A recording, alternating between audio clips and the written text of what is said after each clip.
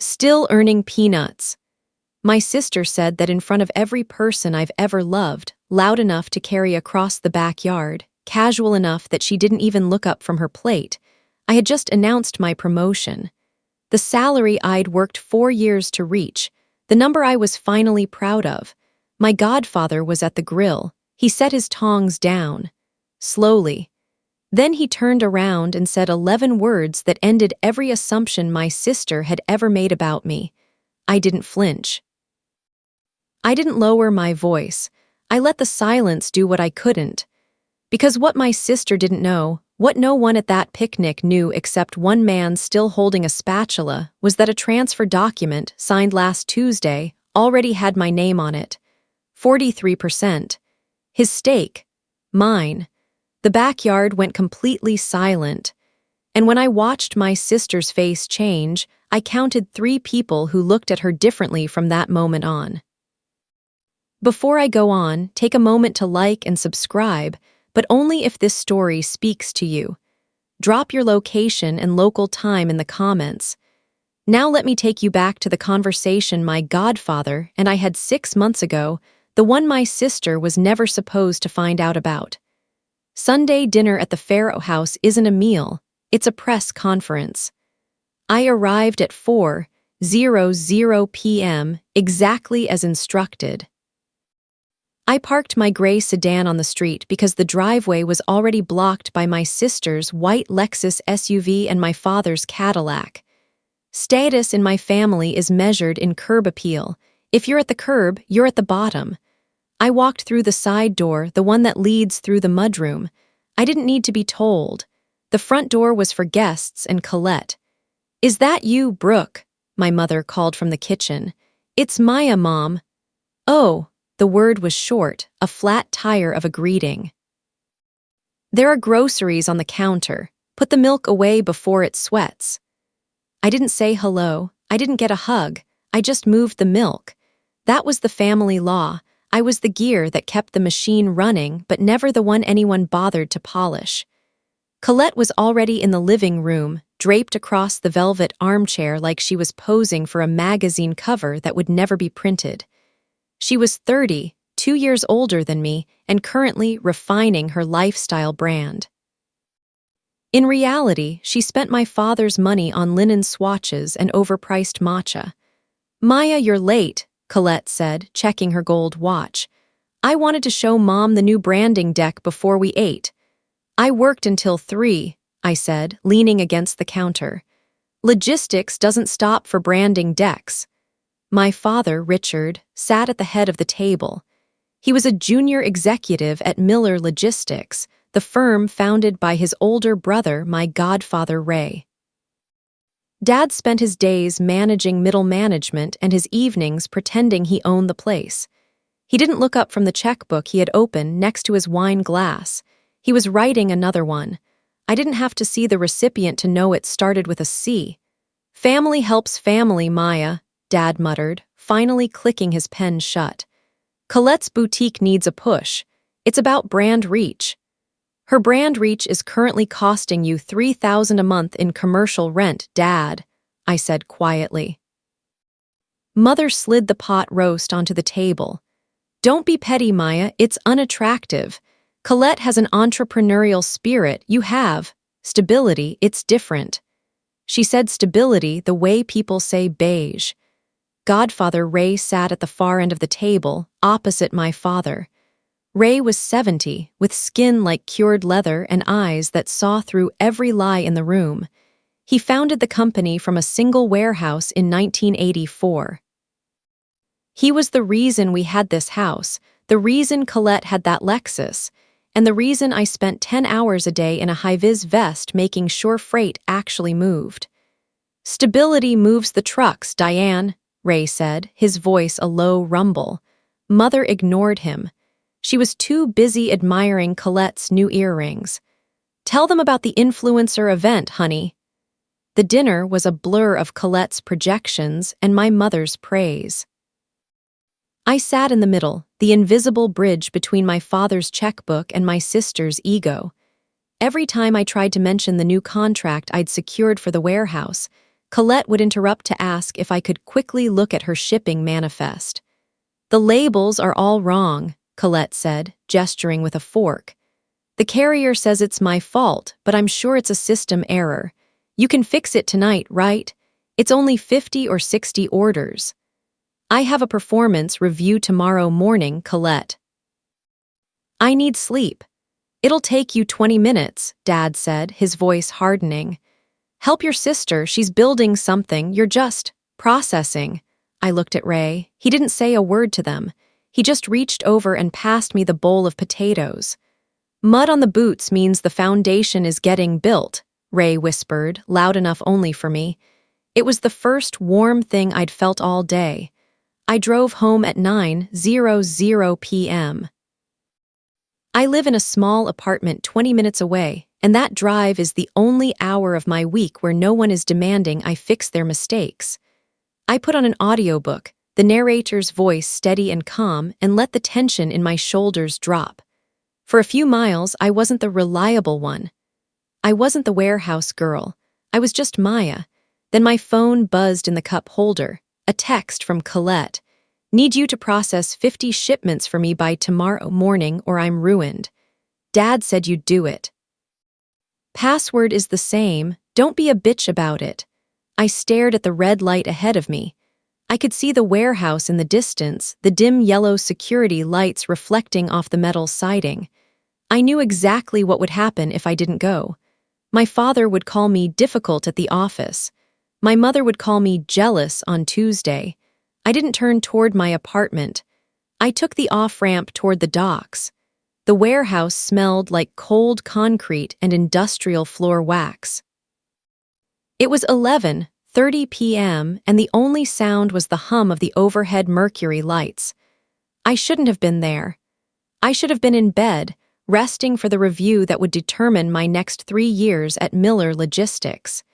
Instead, I was staring at 50 pallets of Colette's curated essentials, which mostly looked like boxes of cheap candles and linen robes, stacked in the middle of the loading zone. They were a disaster.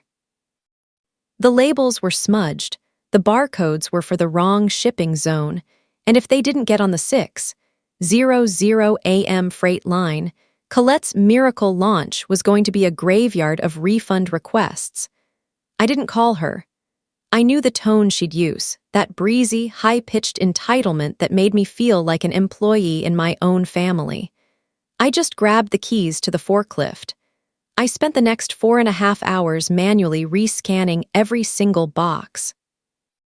My back started to throb by 1:00 a.m. By 2:30 a.m., my eyes were burning from the glare of the handheld scanner. I had to operate the forklift myself, moving the heavy pallets to the outbound dock because the night shift crew was already swamped with the corporate accounts. I was doing the work of a warehouse manager, a clerk, and a lumper, all for $0 an hour. At 4:15 a.m., I finally slapped the last corrected label onto the last pallet. I was covered in a fine layer of dust and sweat. I leaned against the cold metal of the dock door, watching the first hint of gray light touch the horizon. I was vibrating with exhaustion, but the job was done. I'd saved her. Again. I drove home, showered in a daze, and fell into bed for exactly 90 minutes before my alarm screamed at me to get back to the office. By 10:00 a.m., I was sitting in the break room, clutching a cup of coffee like it was a lifeline. I opened Instagram. There it was. Colette had posted a photo. She was wrapped in a chunky knit sweater, sitting in a sun-drenched nook with a latte that probably cost more than my lunch. The caption read, "The solo grind is real. Hot Sparkles staying up all night to make sure my beauties get their orders on time. When you're a girl boss, you don't sleep until the magic happens." Entrepreneur life, hard work, boutique vibes. I stared at the screen. She hadn't been at the warehouse. She hadn't even been awake. She had slept in her Egyptian cotton sheets while I was breathing in diesel fumes to fix her mess. The office door opened, and my father walked in with my mother. They were headed to an early lunch with some of the senior staff. Colette was with them, wearing a new camel-colored designer coat that still had the crisp fold lines on the sleeves. "There she is," Mom said, walking over to me. She didn't ask why my eyes were bloodshot. She didn't notice the bruise on my forearm from a pallet edge. "Maya, did you see Colette's post? She's so dedicated. You could really learn a thing or two about initiative from your sister." I set my coffee down carefully.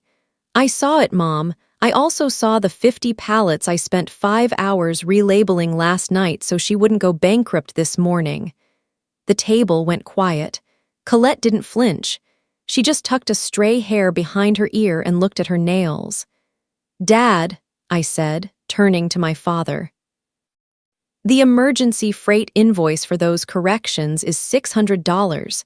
The company shouldn't have to eat that cost because Colette used the wrong software. She needs to pay the invoice out of her business account." My father's face went tight. He didn't like talking about money when it involved Colette's failures. "Brooke, don't be like that. It's a family business. We absorb things for each other." "No, I absorbed the labor," I said, my voice rising just a fraction. "I did the manual work. The firm paid the freight. Colette gets the profit. That's not a business, Dad. That's a subsidy." "It's a rounding error, Maya," Dad snapped. He leaned in, his voice dropping to a sharp whisper. "I already went into the system this morning and zeroed out the invoice. It's handled. Don't bring it up again. It makes you look petty in front of the staff." "You deleted the invoice." "I fixed the problem," he corrected. He reached into his pocket, pulled out a $20 bill and slid it across the laminate table toward me. "Go get yourself a nice lunch. You look tired. You're overthinking things." I looked at the $20 bill. It felt like a slap. Behind him, Colette gave me a small, victorious smile, the kind of smile that said she knew exactly whose name was written in the favorite column of the ledger. "I have my review with Ray in 5 minutes," I said, leaving the money on the table. "Good," Dad said, checking his watch. "Just remember what I told you last night. Ray is retiring soon. The hierarchy is going to change. You want to be on the right side of the person holding the pen." I walked away, my boots heavy on the linoleum. I could hear them laughing as they walked toward the exit, the sound of a family that had already decided I was the help. I didn't know yet that the invoice Dad deleted was the last thing he'd ever be able to hide from the books. I walked toward Ray's office, my hand trembling as I reached for the doorknob. I didn't go home. I slept for 20 minutes in the warehouse break room, my head resting on a stack of folded high-vis vests. When the morning shift started at 6:00 a.m., the sound of the bay doors screeching open jolted me awake. My neck was stiff, and my mouth tasted like stale coffee and copper. I had exactly 3 hours before my performance review with Ray. I used that time to hide in the restroom, splashing cold water on my face and trying to use a hand dryer to blow the dust off my blazer.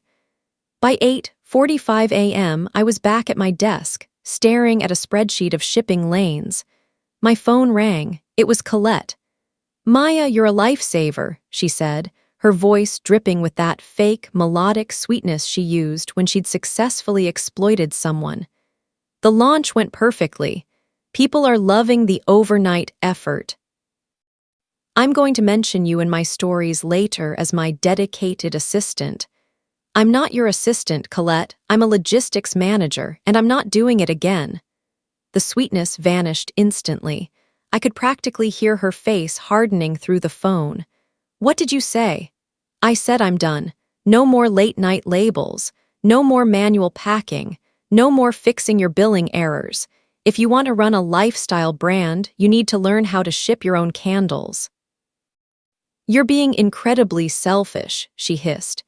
"Do you have any idea how much pressure I'm under?" Dad said. "I don't care what Dad said. My name is on the clock here, not yours. Don't call me for help again." I hung up. My heart was thumping against my ribs. It was the first time I'd actually drawn a line, and the adrenaline felt like a drug. But in my family, a boundary isn't a request for respect. It's a declaration of war. The retaliation took exactly 12 minutes. My mother called first. She didn't lead with a greeting. "Maya, I am sitting here with your sister and she is in tears. Physical tears. How can you be so cold? After everything we've done to support your little job at the warehouse." "My little job pays my rent, Mom, and it's currently paying for the warehouse space Colette is using for free."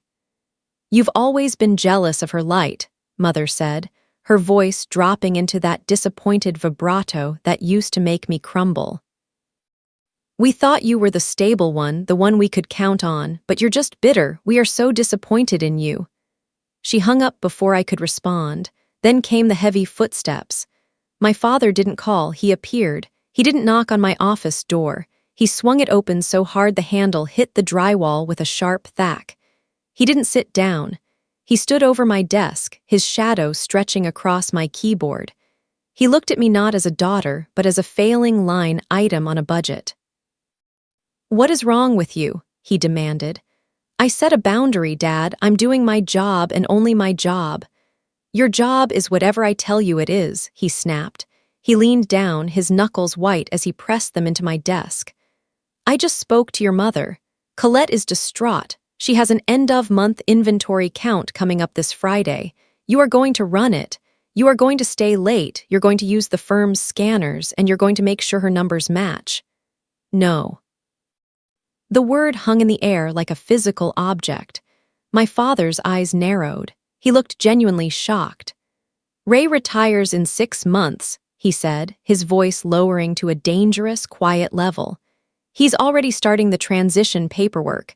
When I take over his shares and step into that CEO chair, the first thing I'm doing is clearing out the dead weight. I'm going to restructure this entire department." He leaned in closer, the smell of his expensive cologne filling the small office. "Run your sister's inventory, Maya, be a team player, or start updating your resume, because if you aren't useful to this family, you aren't useful to this company." He turned and walked out, leaving the door wide open. I sat there, frozen. My father had just threatened my livelihood to protect my sister's ego. He was willing to make his own daughter homeless to keep Colette from having to count her own boxes. I looked at the clock. 9:58 a.m. A notification popped up on my screen.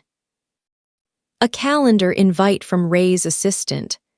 "Annual performance review, Brooke Maya Farrow. Room 402. Starting now." I stood up. My legs felt like lead. I grabbed my tablet, checked my reflection in the darkened computer screen, and saw a woman who looked like she was heading toward a firing squad. I didn't know that behind that door, the entire hierarchy my father was so proud of was about to be set on fire. I sat in my car in the far corner of the warehouse lot for 20 minutes after my father left. I didn't cry. I didn't have the energy for it.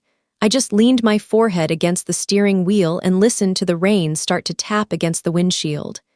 It was a hollow, echoing feeling. I realized then that I wasn't just an employee they could threaten. I was a resource they were harvesting. To my parents, I wasn't a daughter with a career or a future. I was a safety net for Colette.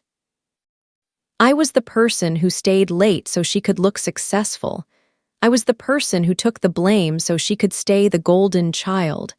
I looked at my hands, they were shaking. I realized that if I lost this job, I lost everything. My apartment was tied to my salary. My car was tied to my salary, and my father held the keys to both. He knew it too. That was why he could stand there and tell me to update my resume. He wasn't just threatening a job, he was threatening my existence. I wiped my face with a rough paper towel from the center console. I put on my hard hat, tucked my hair behind my ears, and forced my face into the mask of the reliable workhorse. I had to go into that office. I had to face Ray. The hallway to room 402 felt a mile long. I passed the break room and saw the $20 bill still sitting on the table where my father had left it. It looked like a tiny, green grave. When I knocked on Ray's door, my voice caught in my throat. "Ray, it's Maya." "Come in, kid." I walked in expecting charts, spreadsheets, and a lecture about family cohesion. Instead, Ray was sitting at his desk with 2 steaming cups of coffee and a small white bag from the bakery down the street. He looked at me. He didn't look at my notes. He looked at my eyes, the red rims, the way I was holding my shoulders like they were made of glass. "Sit," he said. It wasn't a command. It was an invitation. I sat. The chair was leather, deep and comfortable, unlike the folding metal chairs in the warehouse. "I heard the door slam in your office 10 minutes ago," Ray said quietly. He pushed a coffee toward me. "Your father has a very distinctive way of exiting a room when he's been told no. He told me I was dead weight, Ray. He said when you retire, he's going to clear me out if I don't run Colette's inventory." Ray took a slow sip of his coffee. He didn't look surprised. He looked tired. "Stop carrying their water, Maya. They have their own buckets." The kindness in his voice did what the cruelty couldn't. I felt a sob catch in my chest. I fought it back, taking a gulp of the coffee. It was hot and perfect. "You've been the spine of this warehouse for 4 years, Ray said. "I've watched you pack those pallets at 3:00 a.m. I've seen the invoices your father cleans up to hide your sister's failures. Do you think I'm blind because I'm old?" He reached into his desk drawer and pulled out a thick legal folder. He didn't open it. He just let it rest there between us. "Richard thinks he's the heir apparent," Ray said, a sharp glint appearing in his eyes. "He thinks because we share a last name, he gets the keys to the castle. But a company isn't a crown, Maya. It's a responsibility. And he's spent 30 years proving he can't even manage his own household without making one daughter a servant to the other." He slid the folder across the desk. "Let's talk about the next 6 months, because I'm not leaving this place to a man who treats my best manager like a footnote." I reached out and touched the edge of the folder. It felt heavy. It felt like hope. The lie didn't travel like a whisper. It traveled like a virus. By Wednesday morning, the air in the warehouse had changed. I walked through the main bay, and the usual banter from the forklift drivers died as I passed. Mark, my second cousin who worked in dispatch, didn't look up from his clipboard. He just adjusted his cap and stepped into the small office, shutting the door before I could say good morning. I was halfway to my desk when my phone pinged. A text from Mark. "Hey Maya, I heard about the trouble. Look, I've got about $2,000 in my savings if you need a pity loan to cover your rent for a month. I know you're going through it with the firing and all. Just don't tell Aunt Diane I'm helping you." I stopped dead in the middle of the hallway. I wasn't being fired. I just had the best performance review of my life with Ray. I stared at the screen, my thumb hovering over the glass. The firing? I didn't even have time to reply before my notification bar lit up again. It was a notification from Facebook. Aunt Patty, the family's self-appointed town crier, had posted a photo of Colette at her boutique. The caption was a masterpiece of passive-aggressive cruelty. "So proud of my niece Colette for her incredible success. It's such a blessing to see one sister soaring while the other struggles.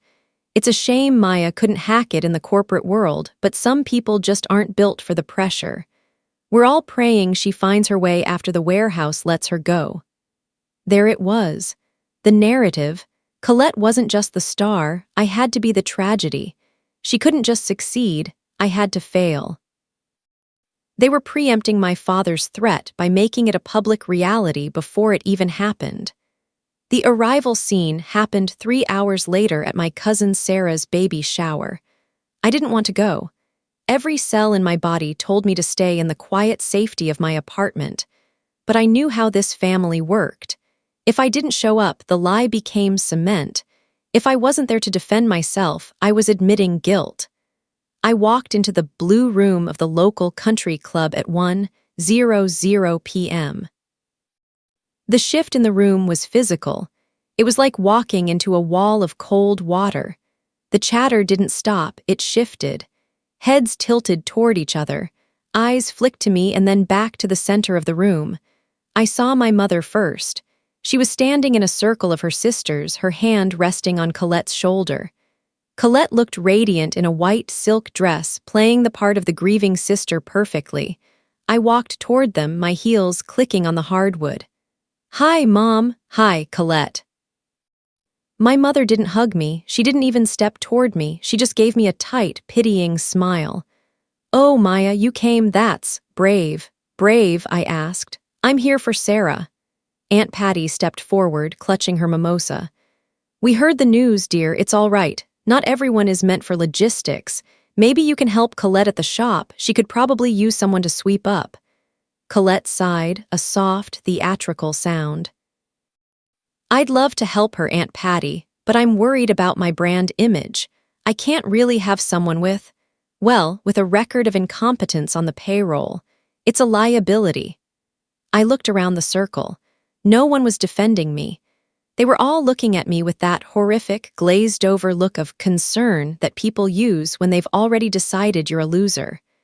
Aunt Patty pointed toward the back of the room, near the swinging kitchen doors where the waitstaff was bringing out trays of sliders. "There's a seat back there by the trash bins, honey, near the coat rack. We wanted to keep the main table clear for the entrepreneurs in the family." I looked at the seat. A literal folding chair tucked behind a pillar, miles away from the flowers and the gifts. It was a power map. I was being moved to the margins of my own family. I felt the weight of my tote bag on my shoulder.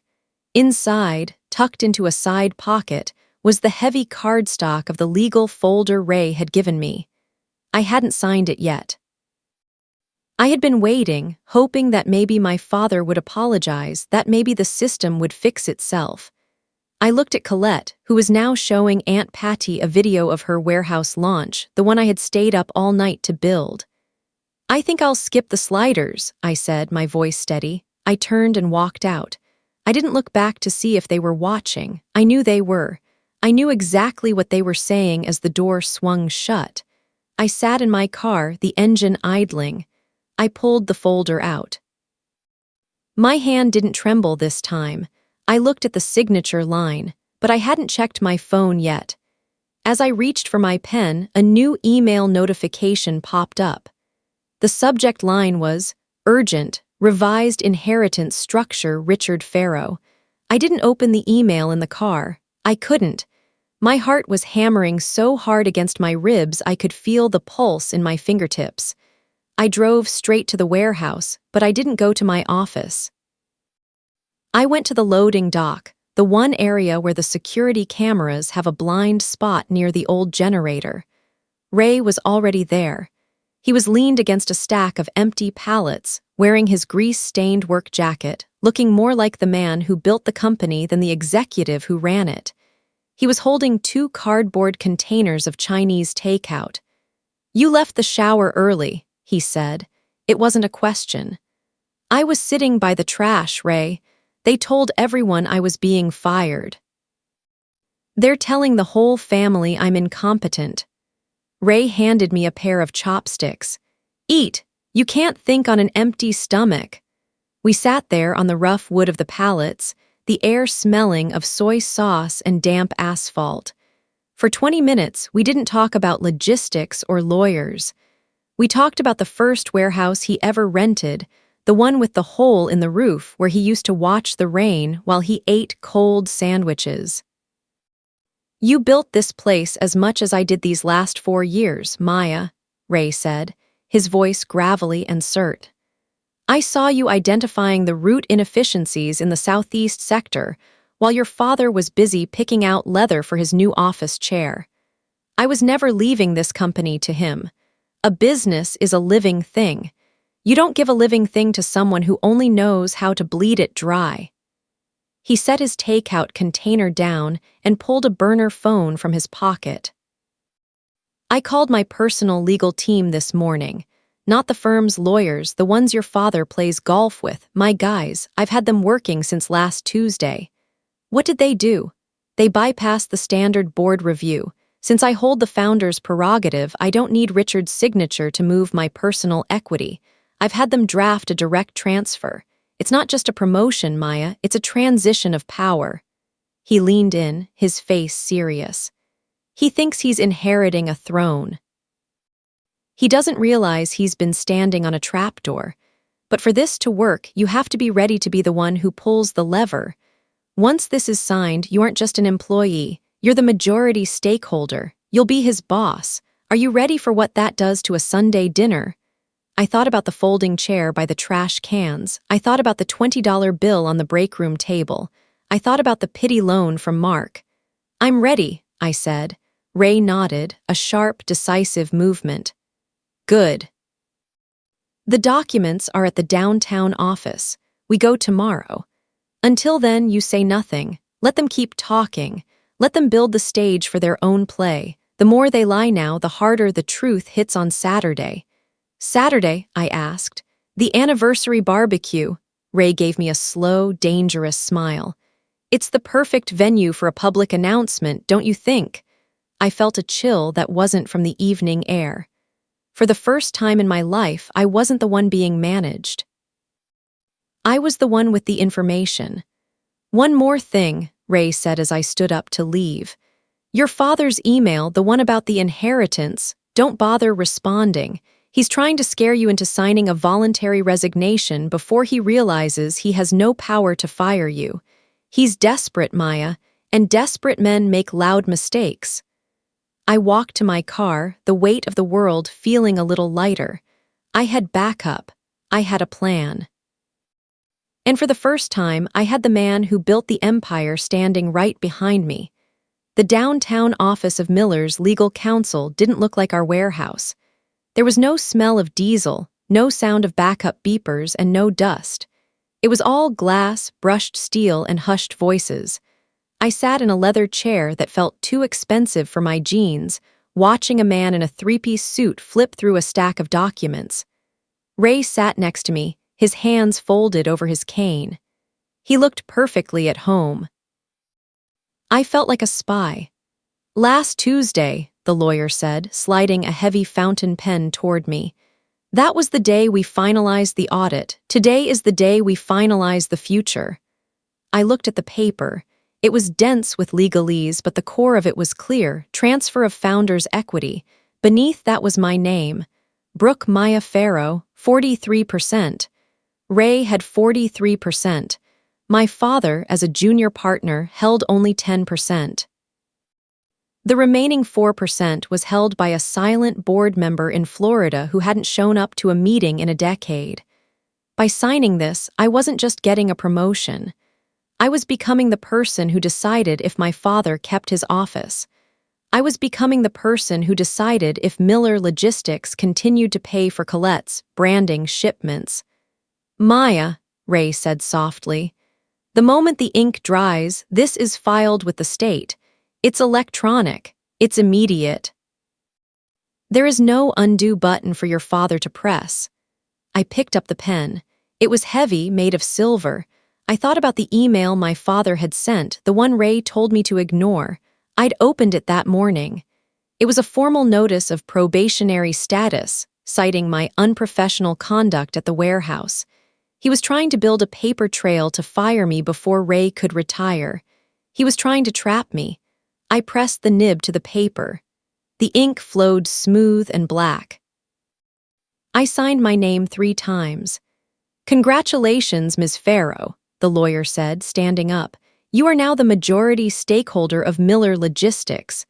We walked out of the office 10 minutes later. The sun was sharp against the glass buildings. I felt a strange sense of calm. I had expected to feel like a villain or at least like a rebel. Instead, I just felt correct, like a crooked joint that had finally been snapped back into place. So, Ray said as we reached the parking garage. The barbecue is in 48 hours. Your mother called me this morning. She's very excited. Apparently, Colette has a big announcement of her own. She's calling it her business anniversary gala. A gala in a backyard? I asked. With my money, Ray reminded me. Well, with the company's money, which is now technically your money. I leaned against my car. What do we do for the next 2 days? We do exactly what we've always done, Ray said. You go to work, you take the orders. You let your father talk down to you. You let him think he's one. Because the higher he climbs that ladder of his own ego, the more people are going to be watching when it collapses. I got into my sedan and drove back toward the warehouse. I had a 2:00 p.m. meeting with the fleet manager.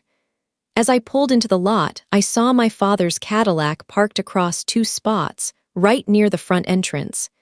He was standing on the curb, talking to one of the drivers, gesturing wildly with a cigar. He looked like a king. I parked in my usual spot at the back. I grabbed my clipboard. My phone buzzed in my pocket, an invite to the barbecue. It had a photo of Colette in her designer coat. Join us to celebrate 3 years of Colette's curated essentials, drinks, food, and a special announcement from the Farrow family. Maya, hope you can afford the gas to get here. I didn't delete the invite. I hit accept. The countdown had started. I didn't sleep much on Friday night. I spent the hours between 2:00 a.m. and dawn sitting on my balcony, watching the streetlights and thinking about the difference between a secret and a plan. In the morning, the air was thick with humidity, the kind of heavy July heat that makes the pavement shimmer. I dressed slowly.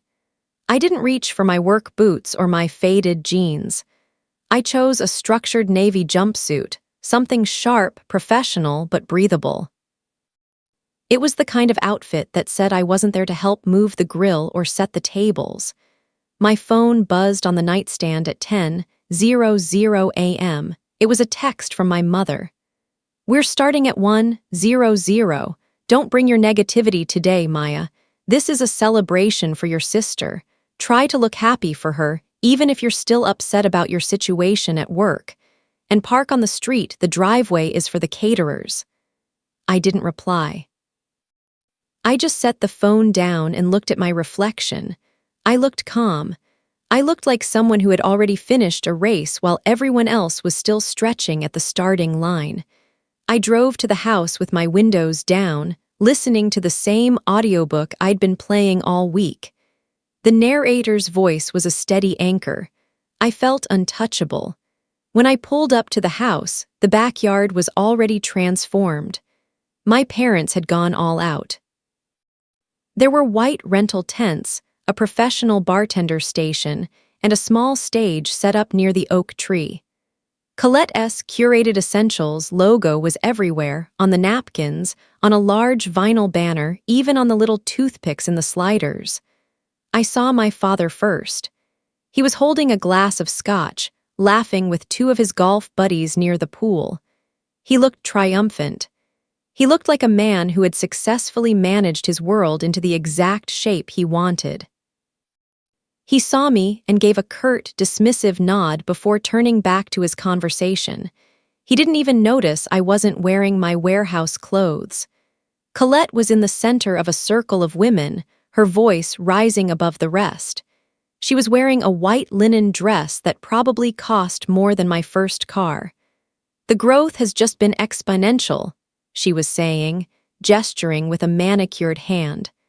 We're looking at a massive expansion this quarter. Of course, it takes a certain kind of vision to scale at this speed. You have to know who to trust and who to let go of. She glanced at me as I walked toward the bar. She didn't offer a greeting. She offered a performance of pity. Oh, Maya, you made it. I'm so glad you could find the time, considering you'll have plenty of it soon. A few of her friends giggled. I just smiled and ordered a sparkling water with lime. Nice dress, Colette, I said. Is that the entrepreneur discount? Her face tightened for a split second before she recovered. It's called an investment, Maya. Something you wouldn't understand. Why don't you go find Mom? She mentioned she needs someone to help clear the appetizer trays in a bit. I took a sip of my water. I could see Ray sitting in the shade of the porch, his eyes fixed on me. He gave a tiny, almost imperceptible nod. I checked my watch. 1:45 p.m. I'll get to the trays later, I said, my voice smooth. I want to hear your big announcement first. Oh, don't worry, Colette said, turning back to her circle. You won't be able to miss it. It's going to change everything for this family. I walked through the side gate and found a spot near the back of the crowd. I watched as my father climbed onto the small stage, tapping the microphone. The sound echoed across the yard, sharp and demanding. "If I could have everyone's attention for a moment," he shouted. The crowd quieted. The sun was beating down, and the smell of charcoal and expensive perfume filled the air. I felt the weight of the document in my mind, the black ink of my signature already dry and filed 3 towns away. The countdown was at 0. The silence of 40 people is a heavy thing. It's not empty, it's a vacuum that sucks the air right out of your lungs. My father stood on that makeshift stage, his chest puffed out under his polo shirt. He looked down at the crowd, then at Colette, who was standing in the front row like she was waiting to be crowned. She had that independent boss look on her face, chin tilted, eyes bright, a person who had never seen a forklift in her life but was ready to claim the building it lived in. "This company," my father began, his voice booming through the speakers, "is about more than just moving boxes. It's about a legacy. My brother Ray built it from the dirt up, and I've spent my life ensuring it stayed in the family. But a legacy needs a future. It needs a face." He paused, a practiced beat. He looked right at Colette. "Today, we celebrate 3 years of Colette's curated essentials. And today, I am proud to announce that as of Ray's retirement next month, Miller Logistics will be merging with Colette's brand to form a new lifestyle and logistics empire. Colette will be stepping in as the chief creative officer and a primary shareholder." There was a scattered burst of applause from Colette's friends. My mother wiped a stray tear from her cheek, her face glowing with the kind of pride she'd never once directed at me. "And as for the warehouse," my father continued, his eyes finally finding me in the back of the crowd. His voice dropped an octave, turning sharp and cold. "We'll be restructuring. We need innovators, not just laborers. Maya, we wish you the best in your future endeavors, but the new Pharaoh Miller era doesn't have room for people who can't see the bigger picture." He'd done it. He'd fired me in front of my aunts, my cousins, my neighbors, and my godparents. He'd used a family barbecue as a public execution for my career. Colette turned around, looking at me over her shoulder. She didn't say anything, but she didn't have to. The "still earning peanuts" comment from the hook was written all over her face. She mouthed 3 words, "Told you so." That's when Godfather Ray moved. He had been sitting quietly on the porch steps, but now he stood up. He didn't use the stairs. He walked across the grass, his boots crunching on the dry summer lawn. He didn't go to the stage. He went to the grill. He picked up the silver tongs. He turned the last 3 burgers with a slow, deliberate flick of his wrist. Then he set the tongs down on the metal side tray. Clang. The sound was small, but it cut through my father's triumph. "Richard," Ray said. He didn't need a microphone. His voice had the weight of 40 years of authority. "That was a very nice speech. Pure fiction, but nice." My father's smile faltered. "Ray, what are you talking about? We discussed the transition." "No," Ray interrupted. "You discussed a transition. I listened to you count chickens that weren't yours. You just told these people you're making Colette a primary shareholder. That's a neat trick, considering you only own 10% of the equity." The backyard went dead silent. A neighbor's dog barked 3 houses away. My mother's glass of wine tilted slightly in her hand. "Ray, this isn't the time," my mother hissed, trying to move toward him. Ray ignored her. He looked at the crowd, then pointed a finger directly at me. "Actually," Ray said, his voice ringing out across the lawn, "she owns 43% of this entire company now." The silence changed. It went from confused to tectonic. My father's face went from tan to a sickly, pale gray. He gripped the microphone stand so hard it began to feedback, a high-pitched whine that made people flinch. That's impossible. I'm the next in line. I'm your brother." "And she's the one who does the work," Ray snapped. I signed the transfer last Tuesday. It's filed. It's done. Maya is the majority stakeholder. Which means, Richard, if there's any restructuring happening in the logistics department, she's the one who signs the pink slips. Not you. I didn't move. I didn't cheer. I just stood there, my hand resting on my hip, watching the world I'd been trapped in invert itself. Cousin Mark, the one who had offered me the pity loan 3 days ago, looked at Colette, then at me. He let out a sharp, sudden bark of a laugh. "Wait," he called out, his voice cracking. "So Maya is your boss now, Colette. Does that mean she's the one who decides if you get to ship your candles for free?" Colette's face twisted. The girl boss mask didn't just crack, it shattered. She looked at our father, her voice rising into a panicked shriek. "Dad, fix this. Tell him he can't do that. Call the lawyers right now." "I already called them, Colette," I said, speaking for the first time. My voice was quiet, but it carried. "I was in their office yesterday. The audit is complete. Your curated essentials account is currently $22,000 in the red with Miller Logistics. Since you're so big on entrepreneurial spirit, I'm sure you'll have no problem paying that invoice by Monday morning. Otherwise, the warehouse will be seizing the inventory to cover the debt." "You can't do that," my mother screamed, stepping toward the stage. "She's your sister. Richard, do something." My father was no longer a king. He was just a man standing on a wooden box in a backyard, clutching a dead microphone. He tried to speak, tried to regain some shred of the Pharaoh law, but the words wouldn't come. He looked at the neighbors, the people he'd spent 20 years trying to impress, and saw them looking at him with a mix of pity and realization. He'd been exposed, not as a leader, but as a pretender who had been willing to cannibalize one daughter to feed the vanity of the other. Colette wasn't done. She lunged toward Ray, her linen dress catching on a rose bush. "You old senile fool, you're ruining my life. My brand is worth millions." "Your brand is a hobby funded by a man who doesn't own the money he's giving you," Ray said coldly. One of Colette's friends, the one who had giggled at the clearing tray's comment, stepped back, putting her drink down on a table. She looked at Colette with a new, sharp clarity, then turned and walked toward the side gate. The defection had begun. I looked at the grill. The silver tongs were still there, glinting in the sun. I looked at the curated essentials banner. A gust of wind caught it, tearing one of the grommets. It flapped uselessly, the logo sagging in the middle. I didn't stay for the rest of the tantrum. I didn't need to see my father try to explain himself to his golf buddies. I walked to the trash bin, the one near the folding chair Aunt Patty had tried to put me in, and I tossed my unused paper plate inside. I looked at Ray.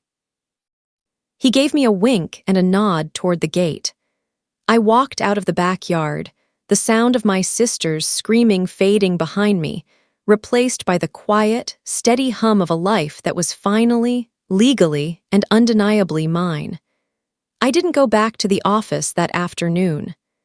I went to a diner 3 towns over, a place where no one knew the name Pharaoh, and the coffee came in thick ceramic mugs that actually held heat.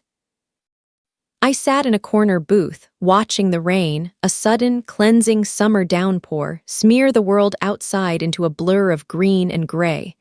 My phone was a disaster zone, 74 missed calls, a string of texts from my mother that evolved from "how could you?"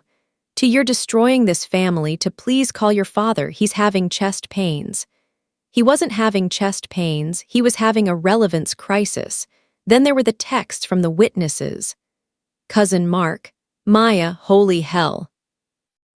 I'm deleting that pity loan text. Can I still keep my job? Lol. Aunt Patty, we should do lunch, dear. I always knew you had Ray's spark. Forget what I said about the folding chair, it was just a misunderstanding with the caterer. The social contraction was instantaneous. By Monday morning, the Pharaoh law hadn't just been repealed, the courthouse had been burned down. The fallout was practical and surgical. Because my father had spent years using Miller Logistics as a personal piggy bank to fund Colette's lifestyle, The audit I'd triggered didn't just show inefficiency. It showed commingling of funds. When I officially took my seat at the head of the boardroom table on Tuesday, I didn't have to fire my father. Ray's lawyers handed him a voluntary resignation package that stripped him of his senior partner title but kept him out of a courtroom. He took it. He had no choice. The man who used to park his Cadillac across 2 spots now drives a 10-year-old Buick and spends his mornings at the library because he can't stand the quiet of a house where his wife is constantly screaming about their reduced standing at the country club. Colette's curated essentials folded in 48 days.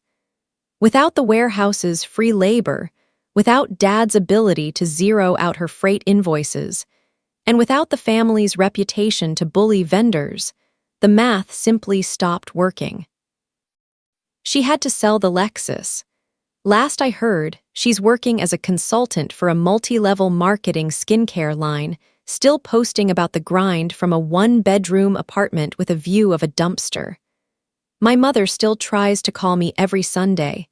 I don't answer, not because I'm cruel, but because I've realized that her love is a currency she only spends on people she can use.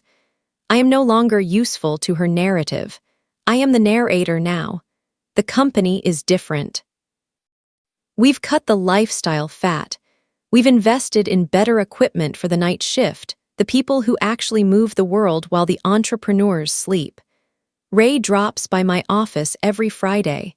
He doesn't carry a cane anymore. He says the weight of the company was what was making his back hurt. He brought me a gift on my first-month anniversary as majority owner. He walked in, set a small cardboard box on my mahogany desk, and smiled. "Found these in the back of the garage," he said. Inside were the silver grill tongs from the barbecue. They were cleaned, polished, and catching the morning light that poured through my floor-to-ceiling windows. "Every time someone tries to tell you who you are," Ray said, "just remember the sound those made when they hit the table." I didn't frame the document. I framed the photo Ray took of me when I was 24, standing on a loading dock in a rainstorm, holding a manifest and looking like I could move a mountain. I keep the tongs on my bookshelf right next to my father's old resignation letter. My world is smaller now. I don't go to the country club. I don't attend the press conference Sunday dinners. My circle consists of Ray, a few loyal managers, and the hum of the warehouse at 5:00 a.m. It's quieter, but it's mine. I'm no longer the bridge. I'm the destination. Before I go, I have to ask, would you have stayed at that barbecue to watch the fallout, or did I do the right thing by walking away and letting the silence do the talking? Drop your thoughts in the comments. And if you want to hear about another woman who took back her life, check out the story in the description about a wife who discovered her husband was emptying their joint accounts to fund his brother's secret gambling debt. Trust me, the way she handled the bank meeting is something you need to hear.